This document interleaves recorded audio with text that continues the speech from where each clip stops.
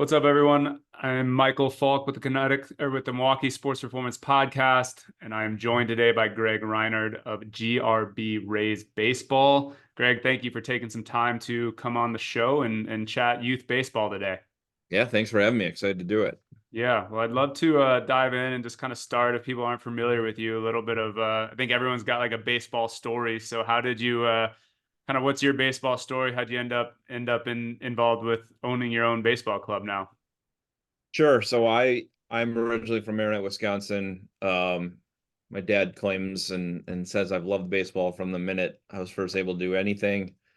Um, and so I've always loved it, always played it, was a shortstop in high school and a pitcher, and was not really recruited. In today's world, there's a bunch of events and stuff. I probably would have been noticed because I did throw um, hard for that era, Yeah. whatever that means. Yeah. So I ended up at UW Whitewater, which was the best fit for me. It was a great place. I met all my best friends there, and was fortunate enough after my third year to be drafted early, and went, left after my junior year to start in the pro baseball track. We won the national title that year. When I was there, we had four arms drafted, position players, so as well. So, it was a really good group, and probably at the height of, how good D3 baseball was then. I think it's changed a touch in terms of the strength of the players based on the recruiting out. Yeah. But it's still extremely good, especially in the WEAC. So from there, I got drafted by Tampa Bay in the sixth round. Pitched there for 2 years, was traded, for someone who was in the big leagues to the Chicago Cubs, and played all my career there. I got the AAA and never got through in a big league season. Some people are bitter about that. I would have liked to, Yeah. um, but I think that everything that's happened throughout that baseball journey has kind of, led me to today. Because I think, I when I get to the off season, at that point in time, minor leaguers were making $1,100 a month. It had just went up from 850 a month. Now they're all making like 30, 40, 50, $60,000 a Yeah. summer. Um, you weren't eating good food. It was really a survival of, who really had some grit and could grind through some of that stuff. And in the off season, I didn't know what to do in terms of, was I going to go hang drywall or go work somewhere for someone? And a couple people had reached out. I first off, I ran like a high school fundraiser for my fundraiser, did the first ever, Greg Reinhard baseball camp. Thought it'd be cool doing Marinette. And I think the wheels got turning then on, like, okay, there's obviously some need for training. It was happening all over the country. I think at that point, in the Milwaukee land area, there was individual clubs, but not really anywhere else. So I started just doing basic training camps, and lessons, and it really got out of control. I'd started a fall league because there was not really a fall league moving that I knew of. Hoping to get like 100 players that want to play on weekends, end up with 600 players and 14 fields playing every weekend. So all that, really was, the baseball journey led into that stuff because I needed a job in the off season, and I really wanted to do baseball and flexibility so I could still work out and do what I had to do. And I had to finish school. Yeah. So that was also there. Yeah. Yeah, for sure. Just a couple of things going on. No, that's really interesting. I think it's always interesting for me to talk to really good players about what was it like to transition from just being a player to now having to coach other players, because I think some guys are really good at it and other guys are just so naturally talented that they like can't quite figure out how to connect with kids that just can't do the things that they can do. Well, I think it's really hard to transition from being a good player to a coach. And I think sometimes the players who are mediocre college players who had to do everything to be good and try everything are great because they've had to be process orientated. So those guys are generally the better coaches along catchers because they're involved in everything. Yeah. For me personally, I was fortunate. I surrounded myself with some really good high school coaches and stuff right away who, like Greg Featherston was involved, at Jefferson, and he's great.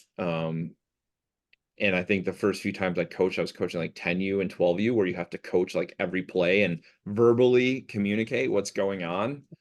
Because coaching in baseball is way different than Yeah. playing, especially for like in my case, like I had to work hard to be good and everything, but I didn't, I also was fortunate enough to just pick up a baseball and throw it extremely hard. So there wasn't um I didn't have to do a lot of the process of gameplay.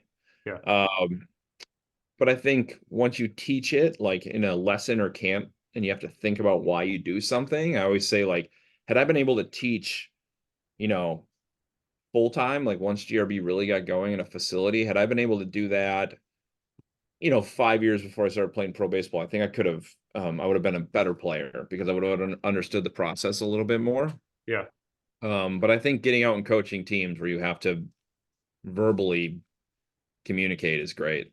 Yeah. So So, it wasn't easy. There's a lot of really great baseball people in the world. So no, I think, it's hard for anyone to be like, oh, I'm the best. I'm not. Like, no one is. No one should claim that they're the best baseball coach, but you can keep learning in the game of baseball, which is great. yeah, for sure. It continues to evolve and is really, really ongoing and changing. I'd love to hear just like a little bit about kind of whether it be your coaching philosophy or just like the GRB kind of player development philosophy and how you have set that up to try to help players reach their full baseball potential. Sure. So when we first started, one of the first things we did is we had this slogan of baseball for the serious player. Um, and it doesn't mean like just good players. I mean players who love the game. And instead of doing so many camps at that point in time were like weekend camps, and we really wanted to roll out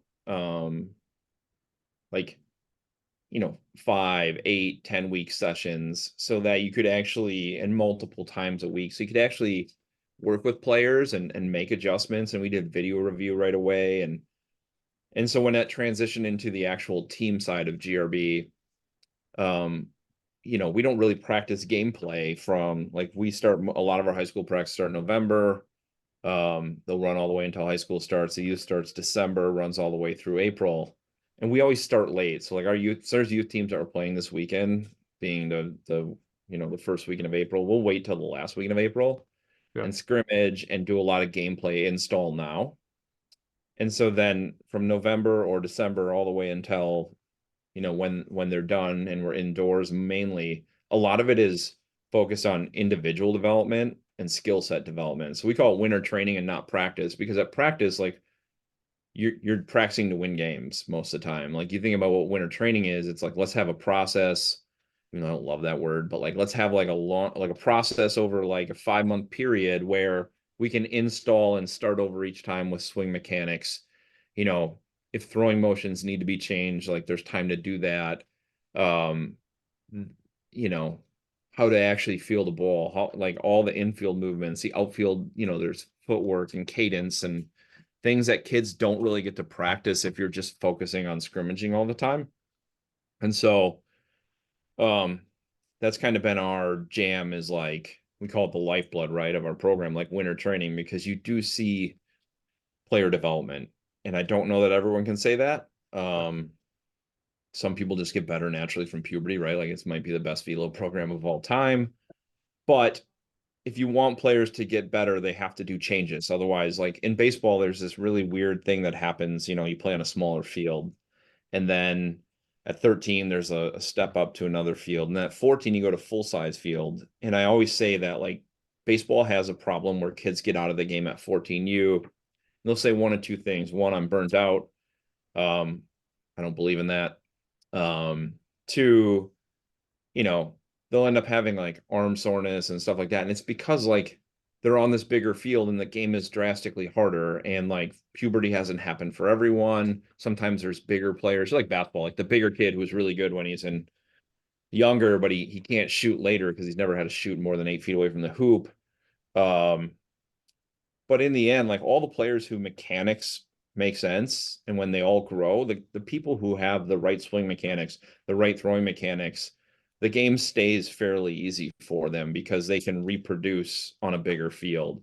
It's when your swing, has challenges and kids start throwing breaking balls, that all of a sudden you can't hit breaking balls because you've never had to focus on the process of hitting, or you have to make the throw from third base, but your mechanics aren't right. You can't throw it all the way across.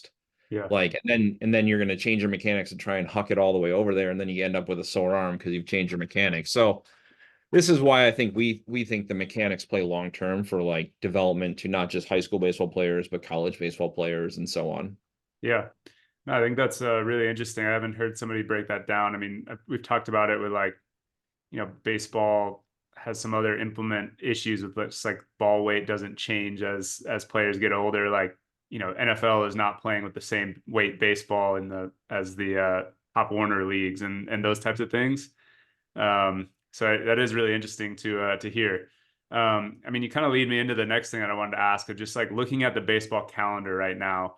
I'd just be interested to get your thoughts because it just seems like over the last, whether it be 8 years, decade, even shorter than that, like the increase in perfect games, PBRs, travel ball, fall ball, adding in high school baseball that's kind of overlapping now.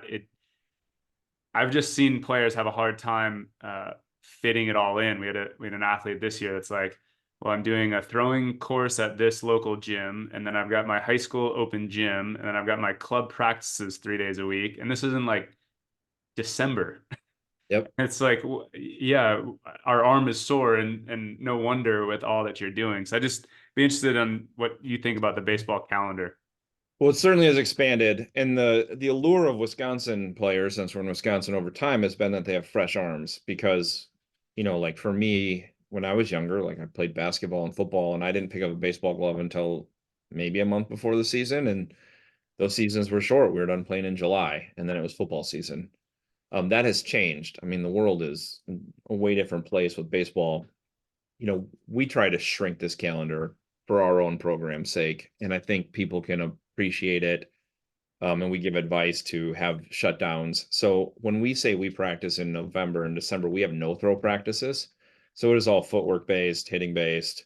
Shuffle your feet in the direction like you're gonna throw. But we have a hard shutdown in practice of no throwing, because if you realize that kids are now starting their throwing programs, and some are never stopping, but like we'll start throwing in January here. That player is going to throw, if they play fall baseball, probably through October.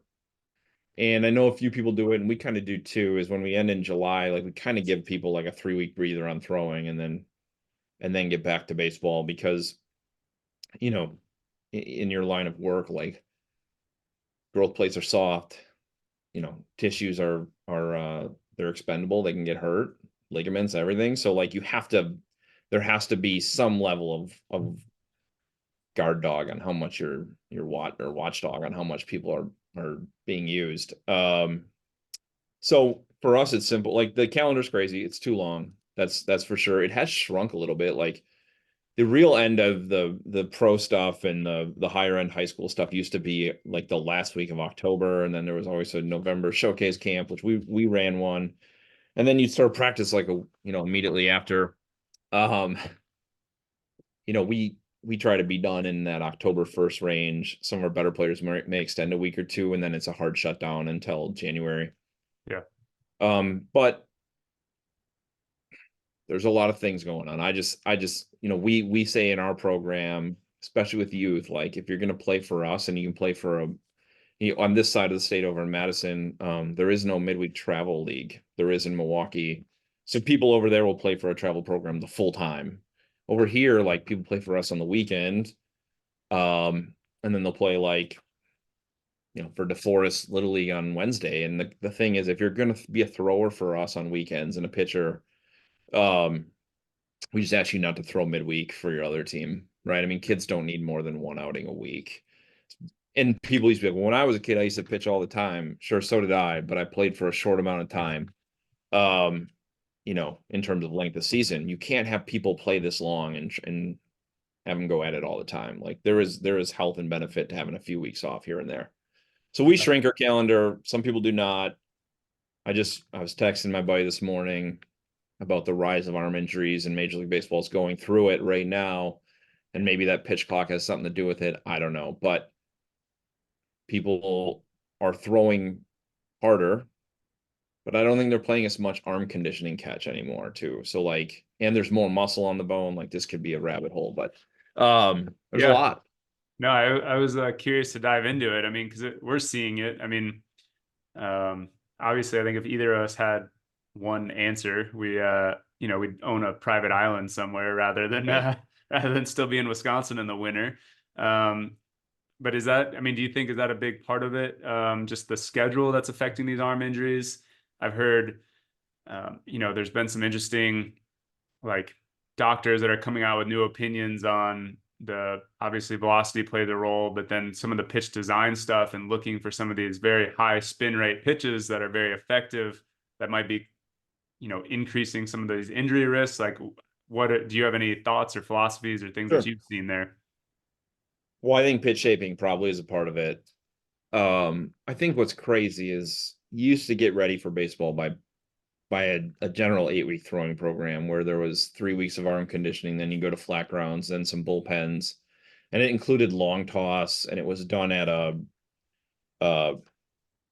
60%, 70%, 80%. Like you really were just trying to move that ball and socket and give your Yeah. forearm time to adjust to what was going on.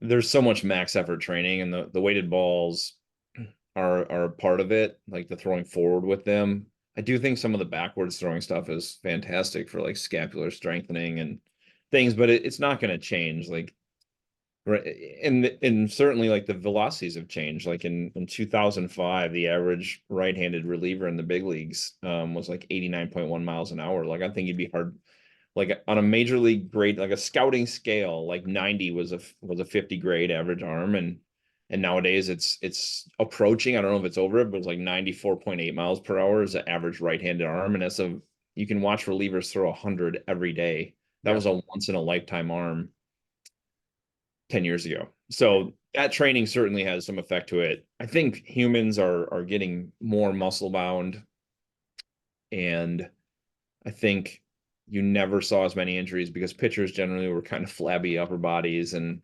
Yeah. not super muscular.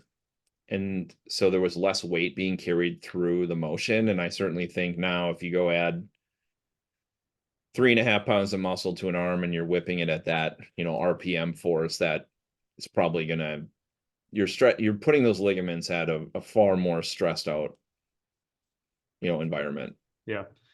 No, I agree. And I think you kind of hitting at it. Something that we've been just talking with a lot about with kids is like we've got kids that are throwing maybe not quite big league velocity, although we're getting more and more upper 80s, low 90s in early high school, with like little league habits, where it's Oh yeah. like they don't know how to play catch. They don't know what they should do the day after a start or to get ready and warm up for a start or all these things. We had a kid in here last week that like he'd thrown a 40 pitch bullpen, was like the most he worked up to in his first high school outing. He threw 108 pitches, and they like no concept that was not like the right way to build up.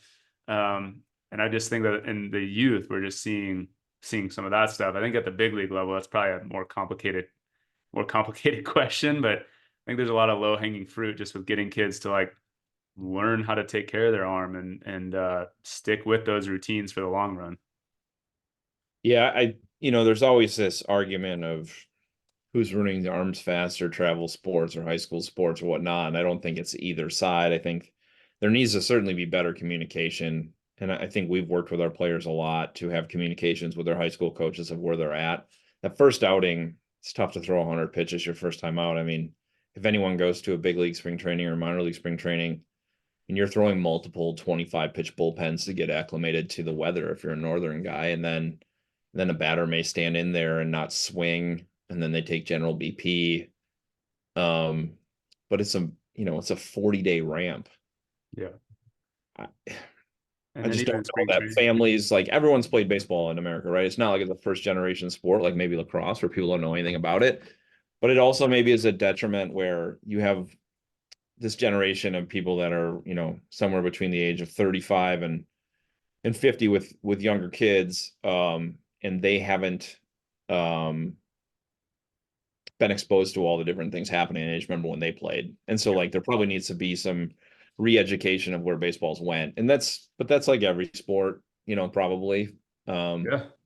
But if I'm a parent, no, I am a parent now, and it's the first outing of the year, like your son should be worked up to 65, 70 pitches. And then that first outing probably should have like a 10 or 15% reduction of what you've worked up to because you're in stress situations. The weather's not great outside. And the exertion is no matter how much you try, like the exertion is going to be more when there's adrenaline and someone and the stats count. Yeah, So, that is the exact advice that we give, and then go up 10 to 15 pitches a week and work up to 70 or 80, and we don't need to wear out arms because we have a lot more baseball to be played. So I think that's awesome to hear from somebody else. yep. Um, Overall, obviously you're a parent now, but if you were talking to other parents that are looking, there are more, you kind of mentioned it, there are more club options around the state now if you want to play high level baseball. When you're talking to families are coming in looking at GRB, what advice do you give them on what should they be looking for in a club? What questions should they ask? Like how do they go about making this decision on what's the right fit for their kids? Well, I think, I think like from a gimmick situation or like a true baseball development situation is the real argument. And, I think winning, like gameplay matters. And like we've always prided ourselves really hard on like, yeah, 10U, we don't need to steal home 6 times to prove we can steal home. Like you need to teach kids to play the game the right way.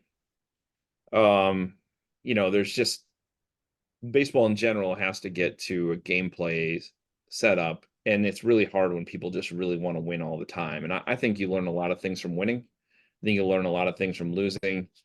Um, when you're picking a program, I think you need to look at the beginning and the end results because they do matter. And if you start somewhere that is maybe doesn't have the end results, you should ask maybe why. And certainly like the recruiting circuit is tough to get into.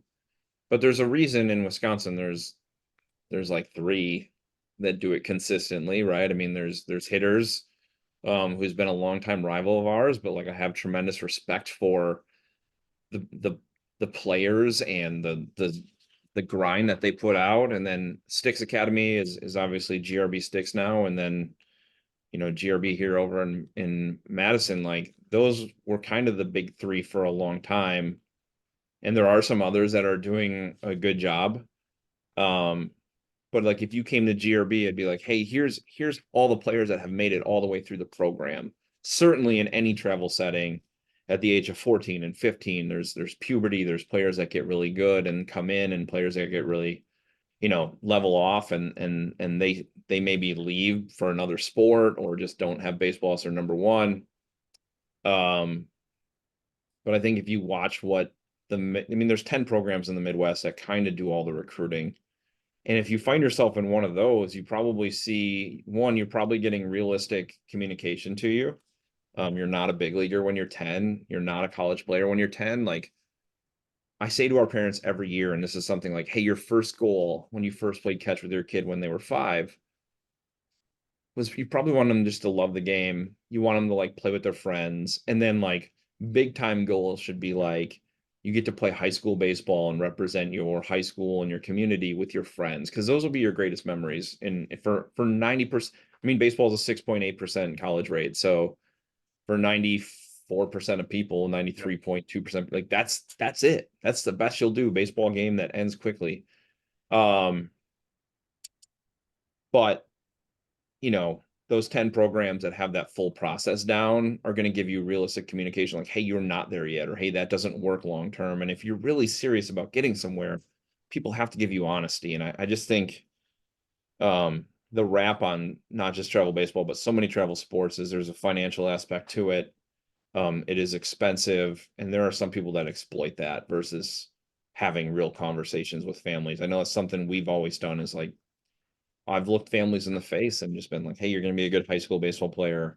College after that is maybe like a really low Division 3 level. And that's okay because I was a Division 3 baseball player too. Yeah. Or I also look people in the face and are like, hey, you need to slow down in terms of how much you're using yourself because you're a top player that I've seen in this class and you have long-term potential. Like both those conversations have to be directional. It can't just be one to everyone like, hey, you're going to be great. Like it's not always the case. Like, Yeah. so I think getting a program that has a long-term reputation, and I'm kind of saying that because it's us and a couple other places, but falling for like the new hot item is always dangerous for me because like they can't provide the recruiting platform. Like recruiting is a closed market. It's like I always describe it like this. It's the PGA Tour.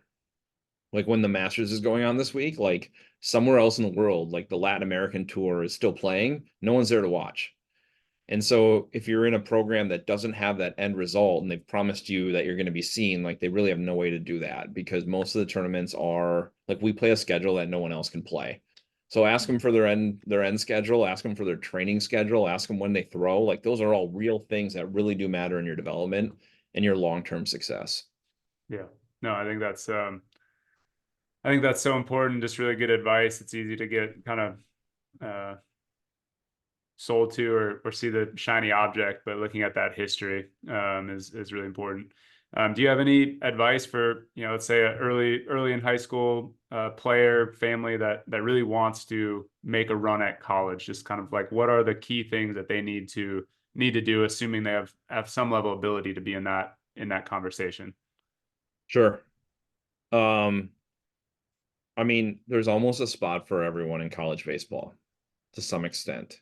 So like it's a super achievable goal if you want to do it. I think figuring out who you are as a player is important. And then two, you can get sold a lot of different camps and a lot of different things. Like every college has a camp for $395. And like people certainly pick the biggest college names to go to them, but you don't fit in those. Like 99.9% of people do not fit in those camps. Like in many cases, you're better off finding having someone tell you like realistically, like, hey, you can't play at Vanderbilt. You can't play at Louisville. They have awesome camps. They're great coaches. I know them all. But maybe don't waste the $400. Like, you should go to a La Crosse, Oshkosh, Whitewater, Carroll, Madison College camp because like that's who you are right now today. Doesn't mean that you're going to be that way at 20, but so having realistic, the process is super goofy in terms of there's limits on when they can talk to you. And if most people understood that most D3s don't start recruiting until like October of your senior year, Yeah. they'd be better off because almost all recruiting is in your senior year. It'd be really easy for me to sit here and be like, hey, you have to be locked in on a full travel schedule at 16. And some kids that are good enough do, but most of them are playing in some major events for reasons that won't happen. Like Right. they're not going to get recruited. But that's hard. That's hard. No one wants to hear that with their kids. But like I always say this, like if we get 5 to 6 kids at 16U and I'd like to have the argument that we're one of the top programs in the Midwest for recruiting. If we have 5 or 6 kids at 16U that are recruited, that's really good. And we've been averaging 15 to 16 a year at 17U to Division Ones. That means that, 67% of our recruiting happens in their junior year into their senior year. And that's just Division One. Like no Division Two or Division Three is going to waste time looking at kids at 16 and really 17 when they got to wait till all the smoke clears. So I think that's really good advice. I mean, we always tell parents too, like baseball, at least from my perspective, it seems like probably more than any other sport. Like if you can throw a ball hard, like you will be found more yep. so than maybe there's so many different resources out there. And we just see kids at times like rush back to go to a showcase. And it's like, why are you rushing back for the showcase? You're coming right off an injury. You're not throwing very hard. There's not going to be an asterisk by this performance. Like you're just going to be a kid that went out there and threw 78. And you can say like, oh, this is my first time back after an arm injury, but it's like, that's what you did. So why are we in such a hurry to go do this? Yeah, and baseball has time. Even though I just said like high school is the end for a lot of people, like there's so much time for players to get places. Like, Yeah. I committed in my senior year in like April. Yeah. You can watch. There will be several. There just was. I mean, the signing stuff just happened again. Like there's several people just signing in their senior year to Division Ones right now. And there will be someone this summer that will walk out that was a senior and picks up a baseball and throws it 94 miles an hour randomly when he was 86 last summer. and like he will end up at a major place. Like time is generally on your side in baseball because that's why people get to the big leagues when they're 30 and not all 21. Yeah. So Yeah. I think that's awesome. Well, I know you're really busy, so I just want to wrap up. I know I've heard you talk a couple times to families and players. I know you have a few pet peeves with players that drive you nuts. I just want to give you a platform to share some of yeah, your no, I pet can do that. peeves with the world now. Well, like the gatekeepers of college baseball have not changed, right? They are still your grinder baseball people. And for us, for our program, um, you can see some programs putting out music videos and all sorts of goofy stuff. And like for me, the hard work leads the way still. And a representation of yourself and your program is one of the most important things. So like in our program, the hair thing is kind of like slowly we allow a little bit longer hair. And we're not gonna stop that. But like my biggest pet peeve of my whole life is probably kids wearing sandals to the ballpark or Crocs or whatever. Because you can't do it at the next levels. Like you're gonna wear turf shoes and hit in the cage and then put your cleats on and play. So that's one thing we don't do. We've never done sandals. I'm a big shirt, tuck your shirt in guy when you're practicing, even if it's shorts and t-shirts, like and just look presentable.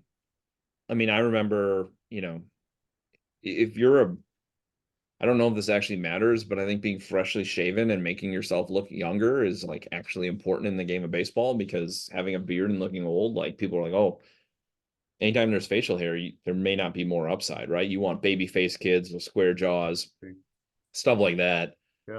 But that and at the youth stuff, as a parent, this is like the best thing. Like make your kid carry his bag. Like I make my 4-year-old carry his backpack into school every day, even though he's dragging it, and I want to hustle him in there and stuff. But like, I think my pet peeve, second to sandals, is maybe parents that the game's over and you see them, especially wheel bags. Like we don't allow wheels. Like, pick up your bag and carry it. Have the kid do it. Like when parents are dragging the wheeled bags or carrying their kid's bag, like that's not our role as parents. Um, So those are for sure some of Yeah. my pet peeves. I just think like that doesn't exist in college baseball and that doesn't exist in high school baseball. Like creating habits that are lifelong habits for people to do their own stuff is probably my biggest thing for a youth program and for a high school program. No, I think that was awesome. It was so funny standing behind you as you were sharing some of those and just all the kids wearing wearing flip-flops and Crocs are like eyes down, like don't make eye contact. Don't Yeah, make I eye mean, contact right now. like we travel a bunch in the summer and when we go down to breakfast, there are college coaches staying in the same hotels. They're not going to walk out there with their shirt on that says their name. Some do. But like when our high school players are there, I always tell our guys like, "Hey, if you're gonna go to breakfast, don't look sleeping, like you're sleeping. Like maybe take a shower before breakfast, or make sure you're awake. And then like if you're gonna wear shorts and a t-shirt down and put your game pants on later, that's great. Have it tucked in. Don't wear sandals. Look like you're awake and alert. Because college baseball starts at 5 a.m. Anyone who's telling you it doesn't is lying. Anyone who's like hey, it's not that hard. It's hard. Like there's 5 a.m. workouts and there's running and there's morning practices and like you have to be there on time and look awake. If you don't look like you're ready to play or practice, they won't waste their time on you. It's just the way Yes. it works. Yeah. So No, I think that's awesome. And then last thing, I know you've just started kind of with a family foundation and trying to do some cool things in the Madison area with youth sports. Love to hear a little bit more about what you're doing and if you want to share anything on how other people can get involved to support it. yeah, thanks. So a few years ago I had a guy that wanted to build a field and for the community and it was a full-size turf field. And so he did. And then I helped them design it and it weaved its way through COVID and everything. And so the Reinhard Family Foundation, which my wife Brittany and I have built, took in that as a donation. It's a $4.1 million field. Got our first baseball games out there tonight, even though it rained here all weekend. And so like it's grass in the outfield, so it's a little soft today, but we're gonna play. But the main thing is not just that field. It's I think the entry into youth sports is expensive and I think sports teach so many valuable lessons for everyone. So we part of all the revenue that we bring in and donations and everything we do, is creating a scholarship fund, not just for baseball either, right? It can be softball, hockey, basketball. I just am a believer in all the discipline aspects and things that sports give to kids, social, everything. So, that foundation is going to have a scholarship fund starting this fall. And obviously the more, it's tax deductible for people who do give.